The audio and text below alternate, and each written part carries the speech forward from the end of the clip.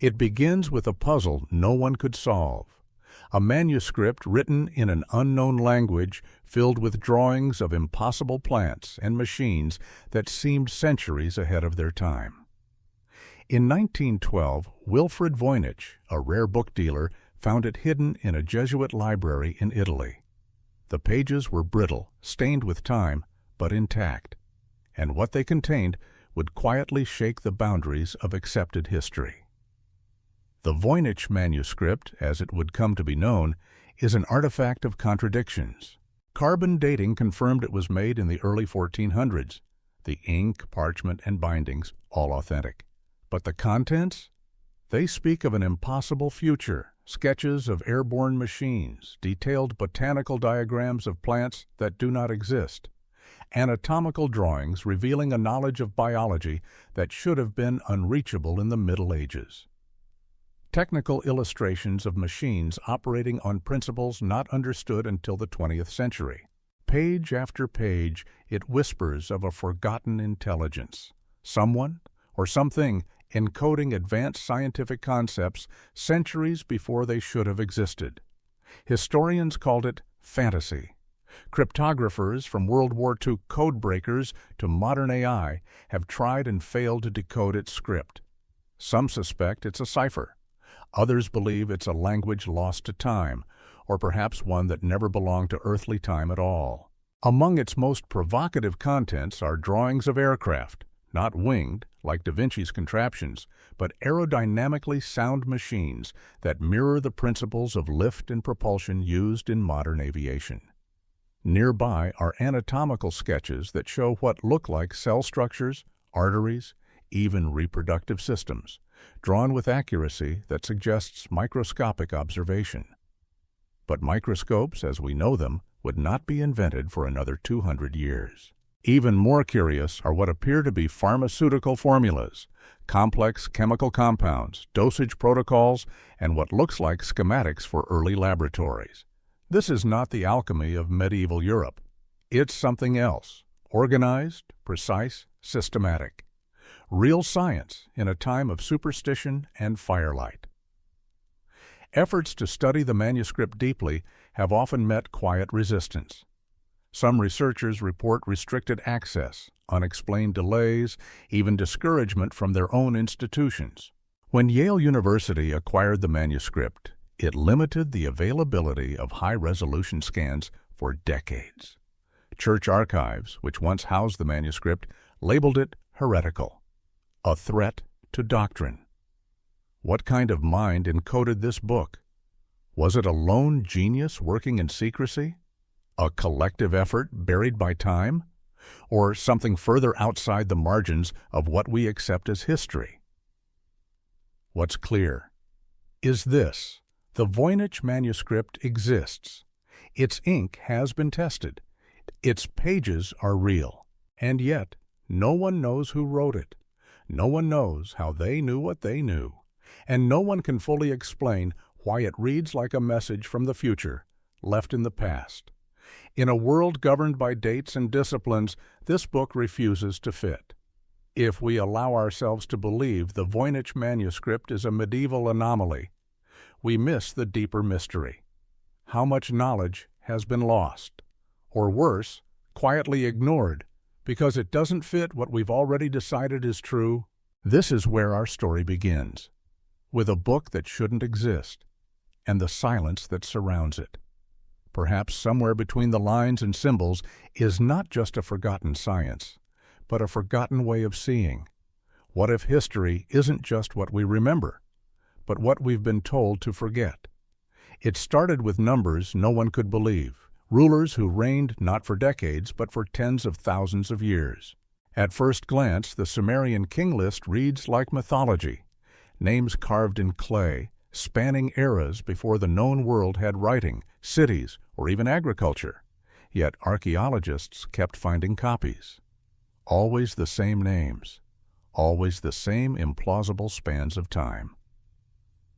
The king list, unearthed from ancient Mesopotamian sites in the early 20th century, divides human history into two epochs, before and after a great flood. Before the flood, it claims, Kings ruled for 18,600 years, 36,000 years, 65,000 years. The numbers are staggering, almost nonsensical.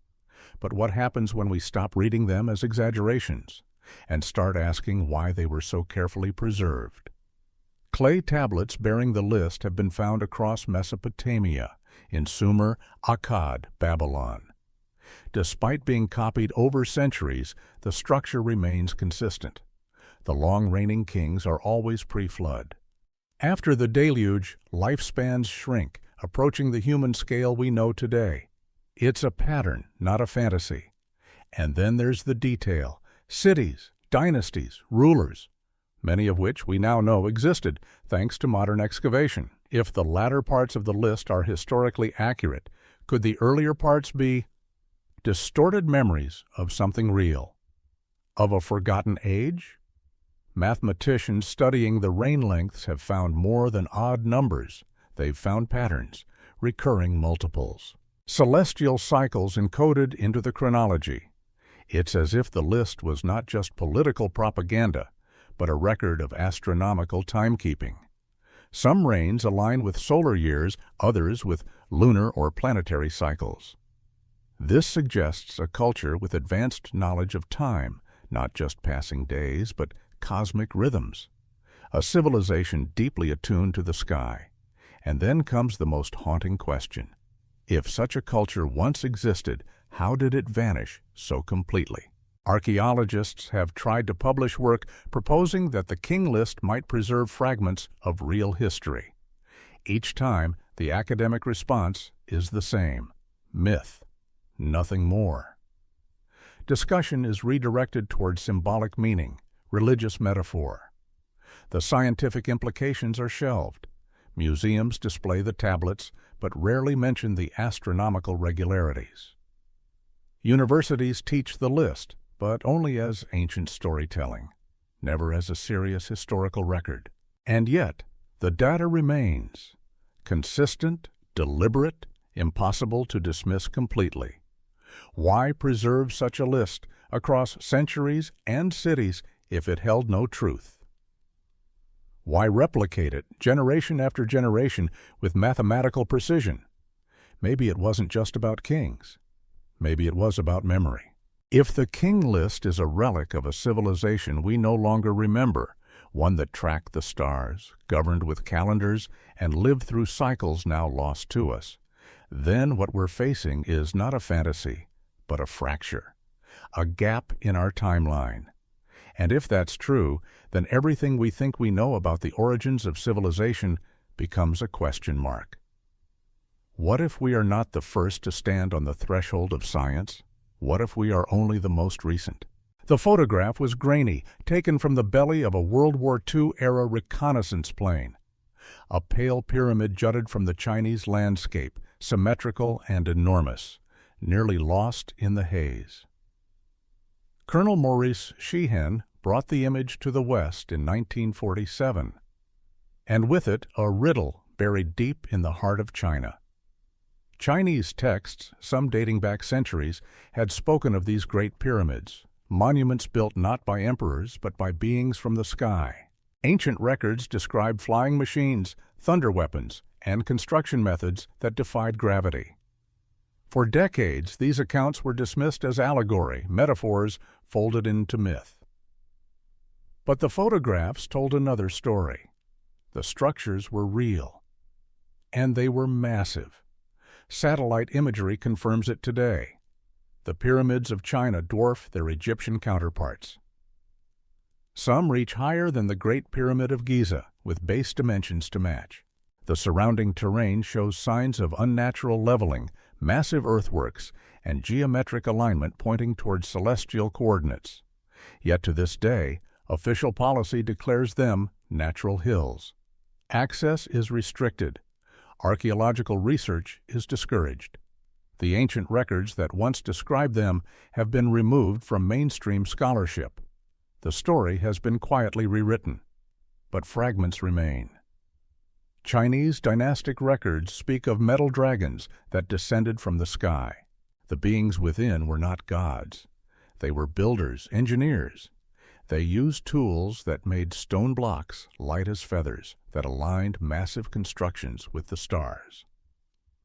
Some texts even claim the structures served as landing platforms, positioned along energy lines drawn across the Earth. Geological analysis reveals something even more astonishing. The pyramids are not isolated monuments. They are part of a vast landscape grid. Precision-shaped stones weighing hundreds of tons are placed with such tight tolerances that modern engineers marvel at their stability. Artificial hills surround the core structures, shaped into mathematically precise patterns, hinting at a master plan lost to time. Who built them, and when? Local traditions suggest the pyramids predate Chinese civilization itself. Early emperors referred to them as the works of the sky ancestors, not their own ancestors, but a people from another time entirely. If true, these pyramids are not 2,000 years old. They could be 10,000 or more. Attempts to study them from the outside have met resistance. Foreign researchers are routinely denied access. Excavations are halted before they begin. Even mentioning the pyramids in academic circles can be considered career-ending, and yet the evidence rises from the ground, unblinking, undeniable. In a world where the Great Pyramid is hailed as a wonder, these structures remain cloaked in silence. Their symmetry is perfect. Their mystery, deeper. Perhaps what unsettles us isn't the scale, but the possibility that they were not built for humans, or at least not by humans as we know them.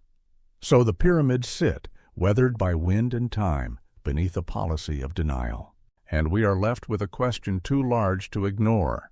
What if our greatest monuments are not the beginning of civilization, but its echo? And what if the real story, the one that explains how they came to be, was buried not by time, but by choice? It was hidden in plain sight, a centuries-old bark paper book, folded like an accordion and inked with symbols that once guided an empire. The Madrid Codex is one of the last surviving books of the Maya, and its pages tell a story that modern science wasn't ready to hear. When archaeologists first studied the Codex, they expected rituals, gods, perhaps calendars. What they found were astronomical tables with a level of precision that rivaled, and in some cases exceeded, modern ephemerides. Eclipses, planetary alignments, solar cycles. Events charted not just years ahead, but centuries. With math so accurate, it predicted celestial motions thousands of years into the future. The Maya had a zero. They used place value. They tracked Venus, Mars, the Moon, and the Sun with formulas that required deep knowledge of orbital mechanics, centuries before Copernicus. Their calculations reflected not trial and error, but systematic observations spanning generations. And then came the drawings. Amid symbols of jaguars and gods were mechanical diagrams, gears, wheels, celestial indicators that looked suspiciously like analog computers, devices that, if reconstructed, might model the heavens. Some researchers whispered of Mayan astrolabes. Others suggested computational calendars built long before Europe imagined such things. But those whispers were quickly silenced. Spanish conquistadors, upon finding Mayan libraries, ordered their destruction. Thousands of codices were burned, knowledge reduced to ash. Only 4 survived. The Madrid Codex is one of them, and even it bears the scars of censorship, missing pages, smeared inks, erased figures. In recent decades, scholars tried to examine it more closely, using advanced imaging and AI. They found layers of notation beneath the surface, corrections, marginal calculations, adjustments. The work of scientists, not priests, but access remains limited. High-resolution scans are restricted. The institutions that hold the Codex have quietly discouraged independent study. Why? Because its contents challenge the timeline. The Codex describes transoceanic navigation, using the stars as guides. It speaks of seafaring techniques, of knowledge that could carry a vessel across the Atlantic. If true, the Maya were exploring the world while Europe was still in feudal chains, and beyond the ocean, the Codex points upward. Its final pages suggest not only where the planets would be, but what might lie beyond them. Star clusters mapped with eerie familiarity, celestial mechanics drawn with an engineer's eye. The official line says it's symbolic, that the Maya viewed the sky as spiritual, that the Codex is sacred art, not science. But perhaps the division between the sacred and the scientific was never as stark for them as it is for us. If the Maya encoded knowledge of the heavens into a foldable book, if they calculated orbital periods and designed machines to track them, then they didn't merely observe the universe, they understood it. And if that's true, then the silence around the Madrid Codex is not just academic hesitancy. It's fear. Fear of rewriting a story we thought we finished long ago. What else lies buried in the ashes of burned libraries? What civilizations did we erase before we learned how to read them?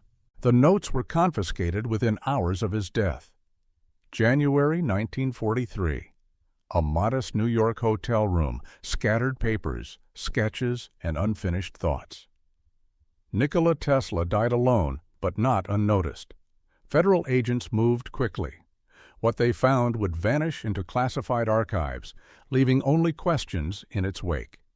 Tesla's legacy is well known. Alternating current, wireless transmission, the Tesla coil.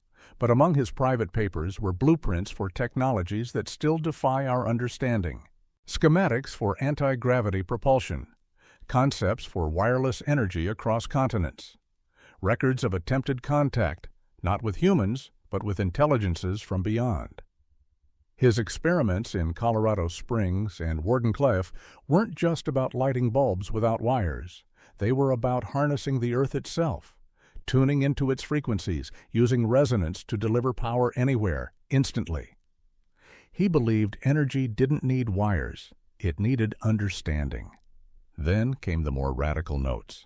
Descriptions of objects levitating through manipulated electromagnetic fields. Drawings of aerial craft with no visible engines, designed to ride the curvature of the Earth's field. Designs so precise they seem more like engineering than theory. But perhaps the most haunting passages were about signals, rhythms in the static, patterns from space. Tesla believed he had intercepted artificial transmissions. He wrote of conversations, of knowledge shared through code and frequency. He believed he was not alone in his listening. After his death, the FBI classified his work under the alien property custodian. But Tesla was not an enemy. He was a citizen, a scientist. The seizure raised eyebrows, but answers never came. Freedom of information requests yielded redacted pages, references to national security, mentions of military interest. What remains in public view is only what was deemed safe. The rest, the dangerous ideas, the disruptive breakthroughs, disappeared. Tesla's dream was not domination. It was liberation. He imagined a world without power grids, without wires, without scarcity. A planet where energy flowed like water, free and abundant. But such a world threatened the industries rising in his shadow: oil, coal, war.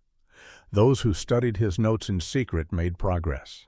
Whispered accounts suggest classified military programs pursued elements of his research, directed energy weapons, electromagnetic shields, propulsion technologies decades ahead of their time, but none of it reached the world Tesla hoped to illuminate. He died ridiculed by many, revered by a few. A man out of time, dreaming in frequencies others refused to hear. And now we're left with fragments. A drawing here, a note there. Enough to hint at what might have been, or what still could be if we had the courage to look beyond the patents and profit. What if Tesla wasn't just a brilliant inventor? What if he was trying to teach us how to tune into something larger, not just electricity, but the deep harmony of the universe itself? And what if we're still not ready to listen? The cave was silent. the air still and ancient. In 1947, a young Bedouin shepherd stumbled upon a hollow in the cliffs above the Dead Sea. Inside were scrolls, fragile, rolled parchment, some wrapped in linen, others sealed in jars.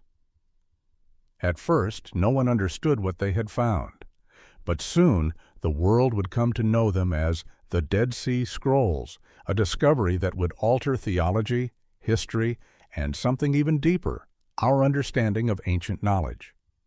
The scrolls contained scriptures, hymns, legal codes, but among the familiar texts were others that didn't fit. Writings that spoke of stars and machines, metals and mathematics. One, etched on copper rather than papyrus, read more like a technical manual than a sacred text. It described alloy compositions, mining instructions, and locations of hidden treasure. With such specificity, engineers took notice. Other scrolls recorded astronomical observations, detailed calculations of lunar phases, planetary movements, eclipse cycles. The precision was astonishing. Scholars expected metaphor, but what they found resembled early scientific record-keeping. And then there were the references to watchers, beings from the sky who taught humanity forbidden knowledge, metallurgy, astronomy, language, and geometry. Traditional interpretations called these stories myths, cautionary tales of pride and punishment. But something in the scrolls suggested more. These were not just moral warnings, they were memory. As researchers dug deeper, the tone of the discoveries began to shift. Some scrolls described natural laws, cosmic cycles, even formulas. They contained technical terminology that did not match the religious tone of the other writings. It was as if two worlds had collided, faith and science, and for a brief time they had shared the same language. But not all of the scrolls were made public.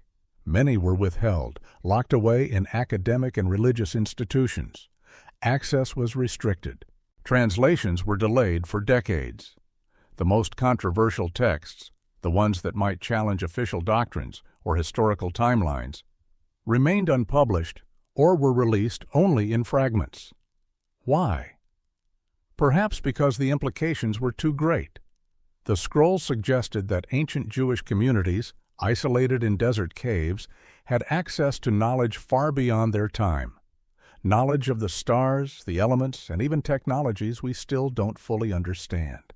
Some researchers proposed that the community responsible for the scrolls might have preserved remnants of a much older tradition, one passed down from a lost civilization or from teachers no longer remembered.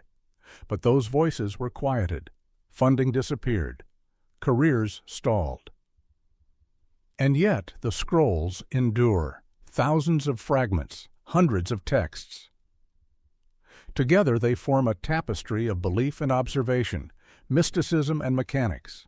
What if the greatest secret hidden in those caves was not theological, but technological? What if, long before our modern age, humanity had already glimpsed the stars with clarity, had already asked the questions we think are new? And what if the answers were recorded, then buried, not because they were wrong, but because they were dangerous to remember? In the harsh light of Antarctica, everything gleams the same: ice, wind, endless sky. But in 1947, Admiral Richard Bird flew beyond the maps. His mission was simple: aerial reconnaissance over the southern pole. What he reported afterward was anything but simple. In his private journal, later leaked and dismissed by official sources, Bird described something extraordinary while flying beyond the mountain ranges. He claimed to have encountered a land unlike anything expected, lush, green, with rivers, forests, and a civilization hidden beneath the ice. He wrote of flying crafts, not his own, rising to meet him without wings or exhaust. They guided his plane, he said, into a hidden valley. There he met beings who warned of Earth's imbalance, beings who claimed to live in vast subterranean cities powered by a form of energy unknown to the surface world. Official reports, of course, said nothing of this. Operation High Jump, as it was called, was declared a success. But Bird's interviews upon returning hinted at something larger. He spoke cryptically of threats from the poles and advanced aircraft that could reach any part of the world in minutes. The military moved quickly. His diary was never acknowledged. His statements were later retracted. And Antarctica, once a frontier of exploration, became one of the most geopolitically restricted regions on Earth. Since then, treaties have locked down access. Satellite imaging avoids the interior. Expeditions are limited to narrow corridors. Ground-penetrating radar has revealed curious anomalies. Dome-like structures under the ice, linear formations stretching for miles, but such findings are quietly classified or dismissed. What Bird may have stumbled upon is not just a lost world, but a different paradigm. A civilization beneath us, surviving a catastrophe we only know through myth. In every culture, there are stories of those who went underground to escape floods, fire, or ice. Perhaps these stories were more than metaphor. The idea of a hollow earth is often ridiculed, but Bird's account suggests not emptiness, but refuge. A sanctuary beneath the surface, where time followed a different rhythm. If his words are true, even partially, they raise questions that rewrite geography and history. Who were these beings? Survivors of an ancient civilization, a separate branch of humanity, something else entirely? And why warn us? Bird described their message as a plea to abandon the path of war and destruction. They feared our weapons, our hunger for power. They had watched us, he said, and decided it was time to make contact. But perhaps that decision was quickly reversed. In the decades since, no official acknowledgement has come, only silence wrapped in ice. But Bird's story persists, passed in whispers, buried in declassified fragments, questioned by skeptics and believers alike. What if the most desolate place on Earth is hiding its most profound secret? And what if the future of our species lies not above, but below? It was carved not in stone, but in story, a memory etched into temple walls and ancient scrolls.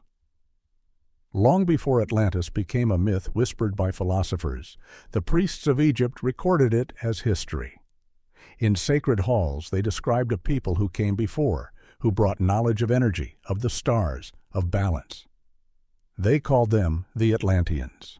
In the 19th century, archaeologists working in Egyptian temples uncovered a series of texts that didn't match the known dynasties. These weren't prayers or tribute records. They were technical, filled with charts, measurements, and what appeared to be detailed instructions for technologies no one could understand. Among them were maps, precise ocean-spanning charts that depicted coastlines long before the last ice age ended.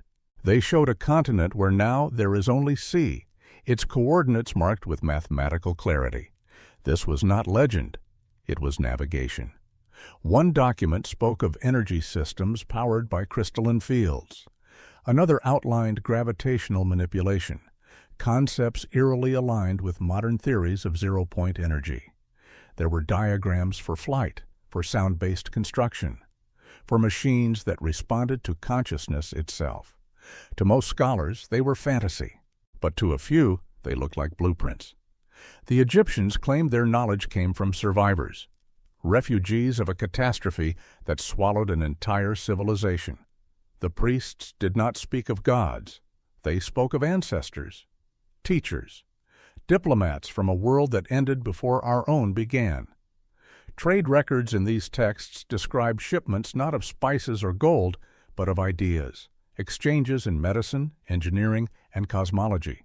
They depicted not just contact with Atlantis, but collaboration.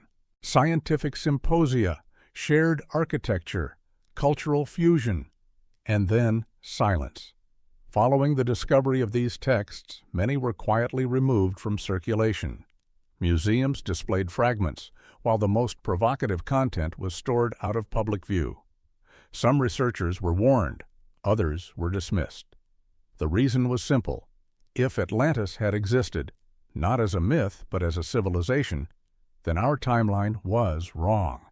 Human history would not begin in Mesopotamia, but far earlier.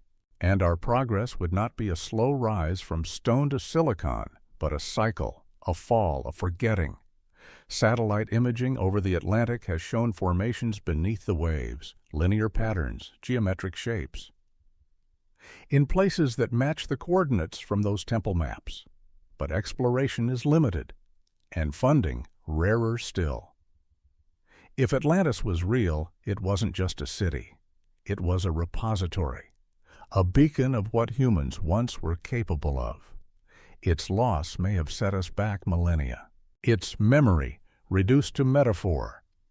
But the Egyptians remembered, and they tried to leave us a warning, not just about destruction, but about what could be built again. What if Atlantis wasn't a tale of arrogance punished, but of knowledge misplaced? And what if its story is still unfolding beneath the waves and within us, waiting to be remembered? High in the Andes, beneath the shadow of ancient stone fortresses, lies a story rarely told in full. The Inca, known for their golden temples and terraced mountains, left behind more than architecture. They left records, not just of gods and empires, but of stars, machines, and inheritance, from a civilization even older than their own. When Spanish chroniclers arrived in the 16th century, they found not a primitive society, but one built on astonishing precision. Roads that stretched thousands of miles. Structures of granite fitted so tightly that not even a blade of grass could pass between the stones. But beneath the surface of the conquest narratives, the Spanish recorded something even stranger. The Inca spoke of knowledge passed down from those who came before, of people who measured the sky and mapped the earth with tools no longer seen. Some of these chronicles describe inherited calendars, tracking not just seasons, but galactic cycles. Eclipses, solstices, planetary alignments, predicted with mathematical accuracy. The Inca used cylindrical devices, sometimes referred to as star tubes, to align with constellations and measure stellar motion. What little survived Spanish destruction suggested a deep understanding of precession and timekeeping far beyond contemporary European knowledge. There were also tales of flight, of skycraft made of shining metal, of beings who taught metallurgy and medicine, navigation and sound. The Inca spoke of these not as myths, but as origin. Their gods were teachers, bearers of science. The conquistadors, unnerved by these accounts, burned libraries and destroyed ceremonial instruments. What was not taken as plunder was cast into flame. Still, fragments endured. Stone carvings showing what appear to be gears, diagrams interpreted by some as mechanical devices. A history nearly erased, yet persistent in the quiet corners of oral tradition and forbidden scripture. Modern scholars often relegate these stories to symbolic storytelling. They speak of metaphor, of ritual, but when engineers examine Inca sites, they find something difficult to explain: earthquake-proof construction, hydraulic systems, and alloys that resist corrosion. Techniques that challenge even today's understanding of materials science. What if the Inca were not the peak, but the inheritors? The caretakers of remnants from an age lost to cataclysm? And what if those remnants weren't just objects, but principles, scientific truths encoded in myth, waiting to be rediscovered? Across South America, satellite surveys and LiDAR imaging are revealing lost cities under jungle canopy, urban grids, complex irrigation, astronomical observatories buried for centuries. Each find points to a continent once far more advanced than our textbooks admit. The legacy of the Inca is not just gold and stone. It is memory of the stars, of time, of civilization reborn from the ashes of another. What if they were telling us all along that we are not the first to rise, only the first to forget? In the hushed chambers of the Vatican, behind doors few are allowed to enter, lies an archive shrouded in secrecy. Miles of shelving, thousands of years of correspondence, doctrine, and, some say, knowledge that never reached the light of day. In the 1990s, a leak from within this sealed world sparked waves of quiet inquiry. What emerged were glimpses of a very different history. Among the leaked documents were medieval records, not of saints or scripture, but of strange visitors. Papal correspondence described encounters with sky people bearing technologies centuries ahead of their time. Flying vehicles, tools that could heal or destroy, and, most curiously, charts and diagrams that resembled modern engineering blueprints. These weren't fables, they were records, signed, dated, cataloged in the language of diplomacy and church administration. One letter detailed an agreement, knowledge exchanged in return for influence. The church, it seems, had contact with entities it deemed neither divine nor demonic, but something else. Inquisition files also surfaced, cases of individuals accused not of heresy, but of possessing forbidden knowledge, astronomical data, mechanical devices, even writings on the structure of the universe. Some were executed, others vanished from history. The implication was clear. Certain truths were too dangerous to circulate. Perhaps the most disturbing documents were theological treatises written in the Renaissance, arguing internally about what to do with these discoveries. Some suggested integrating the knowledge slowly, attributing it to divine inspiration. Others warned that it would shatter the spiritual authority of the Church if released. What we are left with is not proof but a pattern of suppression, of selective disclosure, of knowledge hidden beneath centuries of liturgy. Not to erase it, perhaps, but to control it. The Vatican has since denied the authenticity of these leaks, but independent researchers who've examined the materials found consistency in ink, parchment, and language with known documents of the era. Some were even matched to archive catalog numbers, pages that officially do not exist. Why hold back this information? Possibly because it challenged too much. The origin of technology, the uniqueness of humanity, the foundations of faith. If the Church was once in dialogue with forces unknown to history books, it would mean rewriting not only science, but theology itself. There are also hints that some of the suppressed knowledge made its way into Renaissance breakthroughs, seeded into art, architecture, and invention. The sudden explosion of insight during that era may not have been entirely human in origin. And so the secret persists. Locked behind Vatican walls, whispered in old Latin letters, denied and defended, preserved but untold. What if the greatest repository of human history is not a museum, but a vault? And what if the truths it guards are not lost, but deliberately kept from view, waiting for a world finally ready to understand? Not all stories are passed down in books. Some are carved into the land itself, hidden beneath the ice, or whispered across generations until they blur into legend. But sometimes a record is left behind, not on paper, but in flight logs, coordinates, and quiet notes meant never to be public.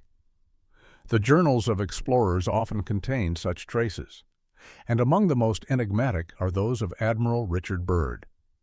In 1947, Bird embarked on Operation High Jump, a massive U.S. Navy expedition to Antarctica.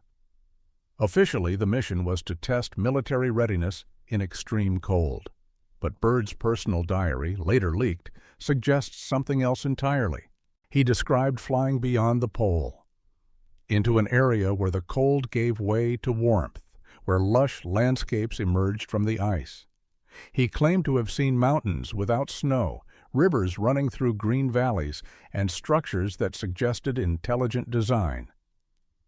But what turned this from an anomaly into a mystery were his reported interactions. According to the diary, Bird encountered beings who spoke with him. They were advanced, peaceful, and concerned. They warned that humanity was veering toward self-destruction and that their underground world had watched us with growing alarm. They spoke of balance, energy, and the responsibilities of technological power. These beings, Bird wrote, lived beneath the surface. Their civilization thrived in a vast network of subterranean habitats, powered by energy sources unknown to us, systems that generated warmth in the polar void, light without sun. When Bird returned, he gave an interview suggesting the next great threat to the world might come from the polar regions. Shortly after, he was silenced, his diary confiscated, the expedition's findings sealed. Why would such a discovery be buried? Perhaps because it disrupts everything, from geography to geopolitics. A hidden civilization beneath Antarctica suggests we know far less about our planet than we claim. And more than that, it implies we're not the only stewards of Earth. In the years that followed, Antarctica was locked down by international treaty. The continent became the only place on Earth without private property, without mining, without military presence. No nation can claim it. No independent excavation is allowed. Satellite imaging has since detected anomalies, vast magnetic structures beneath the ice, unusual heat signatures, formations inconsistent with natural geology. But these findings are quietly labeled as sensor errors or geological quirks. What if Bird's experience was real? What if, under miles of ice, there exists a memory of Earth's past, or a vision of its possible future? A place where ancient knowledge survives, where warnings are whispered to passing aircraft, where humanity is not alone, but merely one branch of something deeper. Perhaps the most forbidden territory is not Antarctica itself, but the idea that there's more to this world than we're allowed to know. And maybe the question isn't whether Bird discovered something incredible, but whether we're ready to follow his flight into the unknown. In the quiet corners of history, where official timelines end and forgotten memories begin, there lies a thread that winds through temples, scrolls, and shattered monuments. It speaks not of isolated myths, but of a pattern, civilizations lost not just to time, but to suppression. One of the clearest threads winds through ancient Sumer, Maya codices, Chinese pyramids, and Atlantean archives. And now it stretches to a final, uncomfortable conclusion. These 10 records, found in caves, buried in sands, hidden in catacombs, tell remarkably similar stories. They speak of technologies far ahead of their time, of contact with beings or knowledge not from this earth, of mastery over flight, energy, astronomy, metallurgy, and medicine. In eras where such understanding should have been impossible, each time such a record surfaces, the pattern repeats. Discovery, astonishment, then silence. Scholars are discredited, access is denied, archives are sealed, governments invoke security, religious authorities cite heresy, and public memory moves on, unaware. Why? Because these discoveries challenge the scaffolding on which modern civilization rests. The belief that we are the pinnacle, the first to grasp the stars, the first to build and fly, to measure time, to split atoms. But what if we are not the first? What if history is not a straight line, but a cycle, a wave rising and falling with forgotten knowledge at each crest? From the copper scrolls of Qumran to Tesla's vanished notebooks, from Inca observatories to lost cities beneath jungle canopies, the evidence suggests a different story. Not of aliens or fantasies, but of a humanity older, deeper, and far more complex than we've been taught. One that discovered, that rose, that may have flown higher than we can imagine, and then fell. These records don't merely contradict history. They beg us to ask what history truly is. Is it the story of the victors, of the survivors? Or is it a fragile collection of fragments, curated by power, edited by fear? What's more unsettling than a mystery is a truth that was known and then deliberately buried. If even half of these documents are authentic, they suggest that humanity has brushed against extraordinary understanding more than once. That every cathedral may contain echoes of a forgotten machine, that every myth may be a memory, and perhaps most hauntingly, that somewhere, in sealed basements, lost vaults, or beneath unmarked earth, more records remain, not hidden by accident, but locked away. Because if we truly remembered what we once were, what we once built, and how we lost it, we might begin to build again, but differently, freely. And that, it seems, has always been the real threat. We end where all stories must, in reflection, in the stillness after revelation, in the silence where meaning settles. Across 12 chapters, we've traveled through forbidden archives and buried vaults. We've opened scrolls etched in copper, translated star maps written in code, and listened to echoes from beneath the ice. Each account stands alone, a strange outlier, dismissed as myth, hoax, or error. But together they draw a contour, a shape of something larger, not a conspiracy, not a fantasy, a forgotten inheritance. The suppression of knowledge is not new. Empires have long feared ideas more than armies, libraries burned, scholars silenced, technologies lost, not to time but to intention. The pattern is older than any modern institution, and it is always the same: control the story, and you control the world. But truth is persistent. It seeps through cracks. It resurfaces in diaries, codices, and forbidden maps, in the Voynich Manuscript with its impossible medicine, in the Sumerian king list, where time stretches like a cosmic equation, in the sky-born architects of Chinese pyramids and the stellar engineers of the Maya. None of these records scream. They whisper, they wait. And they ask not for belief, only attention. What if we've mistaken silence for absence? What if we've confused mystery with fiction simply because we didn't yet understand? If even one of these stories is true, it changes everything, not just the past, but the future. It means we are not alone in our journey of discovery, that the spark we chase in labs and observatories has flickered before, that our ancestors were not stumbling in darkness, but walking paths now overgrown. We are taught that progress is linear, that the world moved from primitive to modern, cave to code. But the records say otherwise.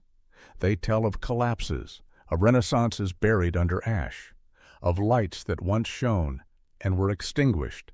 And so we return to the present, to a time where knowledge is more accessible than ever, yet understanding feels increasingly rare, where ancient questions resurface in new forms, where the future calls us forward, but the past still holds the compass.